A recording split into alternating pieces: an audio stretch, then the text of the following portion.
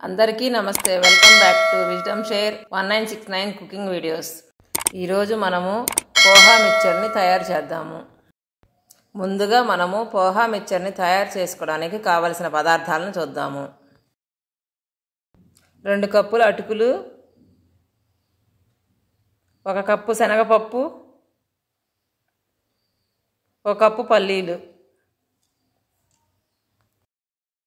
పొయ్యి మీద ఒక కళాయి పెట్టుకొని దాంట్లో డీప్ ఫ్రైకి సరిపడే ఆయిల్ పోసుకొని నూనె అంతా కాగిన తర్వాత పల్లీలను వేయించుకోవాలి. ముందు పల్లీలనైనా శనగపప్పునైనా దేన్నైనా వేయించుకోవచ్చు, ఒక్క అటుకులను తప్ప. ఎందుకనంటే అటుకుల్ని వేయించినప్పుడు నుసినుసిలాగా అవుతుంది కాబట్టి తర్వాత వేయించుకున్నా కూడా ఈ నుసంతా వాటికి అంటుతూ ఉంటుంది కాబట్టి అటుకుల్ని చివరిలో వేయించుకోవాలి. పల్లీలు అనేది ఈ విధంగా కలర్ చేంజ్ అయిన తర్వాత ఆయిల్లో గుంట తీసి పక్కన పెట్టుకోవాలి. నెక్స్ట్ ఈ విధంగానే శనగపప్పును కూడా ఆయిల్లో వేసి వేయించుకుందాము. శనగపప్పు కూడా వెంటనే వేగిపోతాయి, కాకపోతే అవి మాడకుండా కలదిప్పుకుంటూ ఉండండి.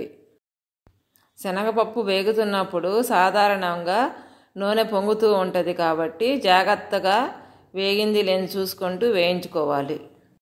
శనగపప్పు కూడా వేగటం అయిపోయింది కాబట్టి వీటిని ఆయిల్లో గుంట తీసి పక్కన పెట్టుకోవాలి. నెక్స్ట్ మనము అటుకుల్ని వేయించుకుందాము. మనం 2 కప్పుల అటుకుల్ని తీసుకున్నాం కదండి, 1 కప్పు తర్వాత 1 కప్పును వేయించుకుందాము. ఎందుకనంటే అటుకులు అనేది వెంటనే వేగిపోతాయి కాబట్టి అన్నీ ఒకేసారి పోసుకుంటే తీసేటప్పటికి అవి మాడిపోతాయి. అందుకని కొంచెం వేసుకున్నాక మళ్ళీ కొంచెం వేసుకోవాలి.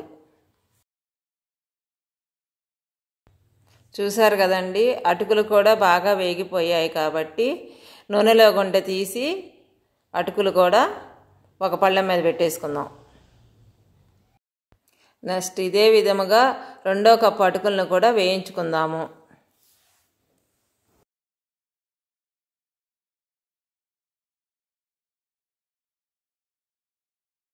ఇప్పుడు వేయించుకున్న పల్లీలు, శనగపప్పు, అటుకులు అన్నీ కలిపి ఒక బౌల్లోకి తీసుకొని దాంట్లో 1/2 స్పూను ఉప్పు, అలాగే 1/2 స్పూను కారం కూడా వేసుకోవాలి. ఇప్పుడు ఈ ఉప్పు కారము మనం వేయించుకున్న పల్లీలకి, శనగపప్పుకి, అటుకులకి మొత్తానికి బాగా పట్టాలి కాబట్టి బాగా మిక్స్ చేయాలి. Thank you for watching.